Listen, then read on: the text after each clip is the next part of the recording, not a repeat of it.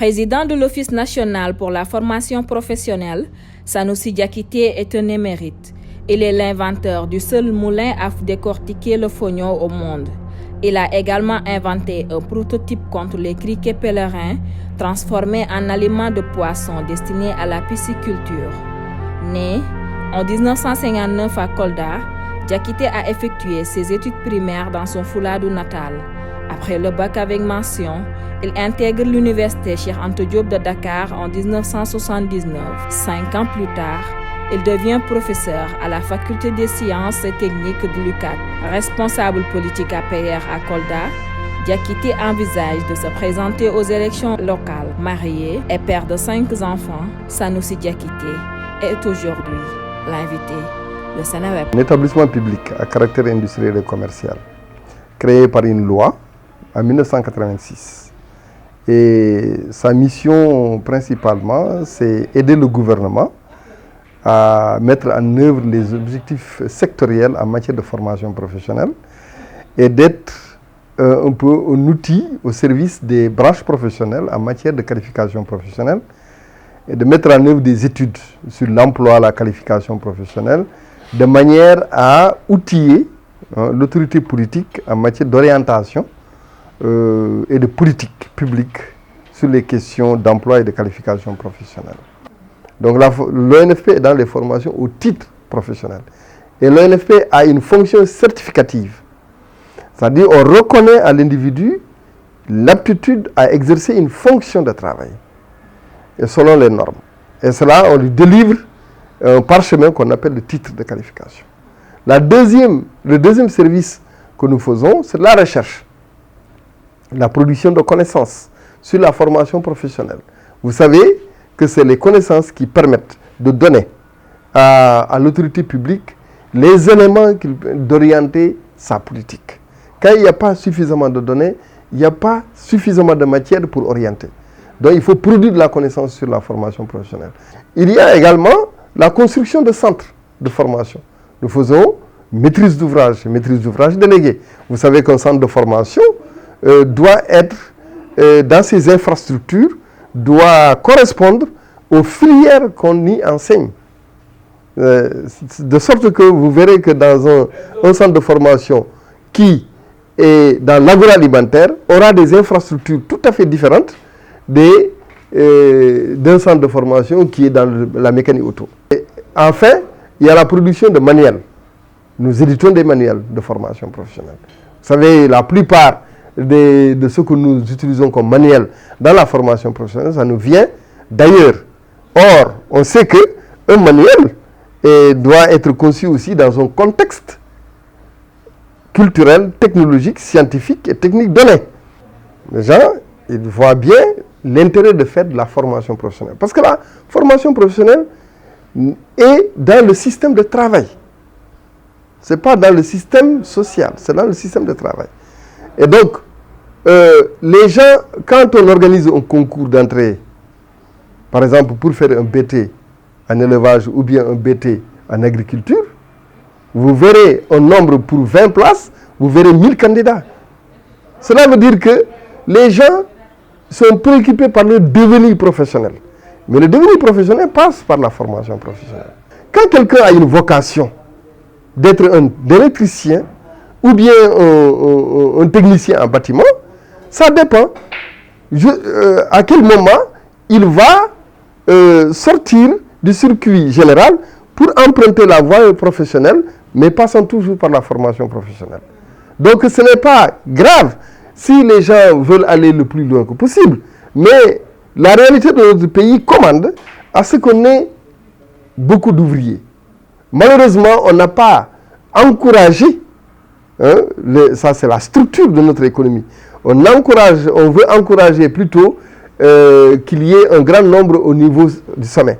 Or, la pyramide, elle est large à la base et pointue au sommet.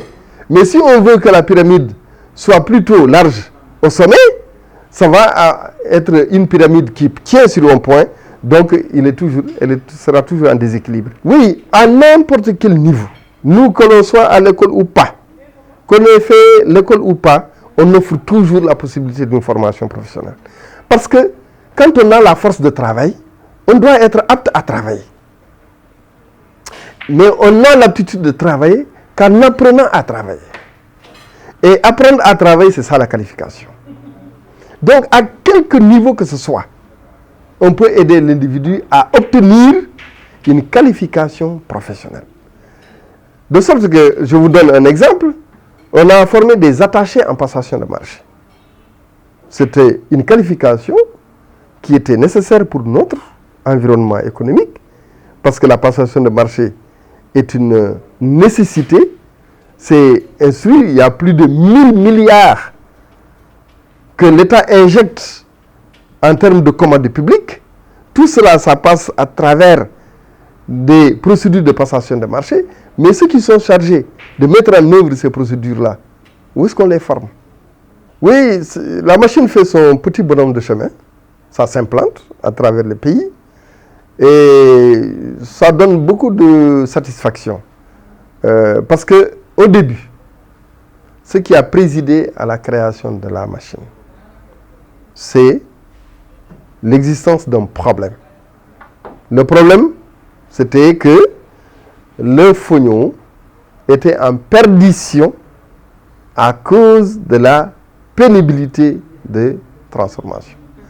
Aujourd'hui, grâce à la machine, des zones qui avaient abandonné la culture de fognon, depuis plus de 40 ans, s'y sont remises.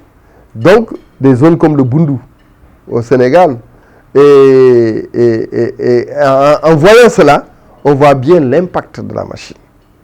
La machine crée après des opportunités économiques, parce qu'elles sont nombreuses, des unités qui se sont implantées à Vélingara, comme à Kédougou ou à Kolda, qui fabriquent et commercialisent du fognon précuit. Cela n'a été envisageable que parce que la machine a existé. Oui, c'est des questions culturelles. Mais il n'est pas interdit qu'elle consomme demain. Tout est une question de promotion. Et les politiques publiques sont là pour cela. Vous savez, il y a même une association, l'Association sénégalaise pour la promotion du fognon, qui essaye de promouvoir le fognon hors des zones traditionnelles. Mais c'est une question culturelle simplement. Mais celui qui goûte le fognon s'y attache immanquablement. Le riz local a une bonne cote. De plus en plus. Avant, il y avait des problèmes de nettoyage, de qualité de décortiquage, ou bien même les gens préféraient le riz brisé que le riz entier. On avait la capacité de faire du riz brisé, le riz entier, mais les gens préféraient du riz brisé. Bon, la qualité étant améliorée, et maintenant, les gens cherchent du riz de la vallée dans le commerce. Donc, il faut que, justement, les opérateurs économiques aident, parce que c'est une chaîne de valeur, aident les producteurs à davantage cultiver, parce que la culture, quand c'est acheté par les opérateurs économiques, ben, ça va tirer davantage la production et ça va le porter à un niveau assez élevé. Ce qui m'a poussé à me lancer dans la politique, c'est ce qui m'a poussé à réfléchir sur une machine à fognon. C'est ce qui m'a poussé à me mettre au service des jeunes de ma localité. C'est générer des transformations sociales. C'est ça qui m'a poussé dans la politique. Contribuer à générer des transformations sociales. Vous savez, on existe aussi pour cela. On n'existe pas seulement pour satisfaire ses besoins matériels. On n'existe pas seulement pour satisfaire ses besoins en termes de connaissances. On a besoin d'avoir une existence utile aux autres. Et cela n'est pas un vain mot. On le fait, si on veut le faire à grande échelle, à l'échelle de la société, alors c'est la politique qui le permet de faire. Mais on peut être dans la politique et garder sa ligne éthique. Parce que la politique, c'est le moyen de transformation sociale. C'est comme ça que j'ai toujours compris la politique et c'est comme ça que je la pratique. Oui, je suis intéressé, avec la bénédiction du président de notre parti, le président Macky Sall, je briguerai la mairie de Kolda.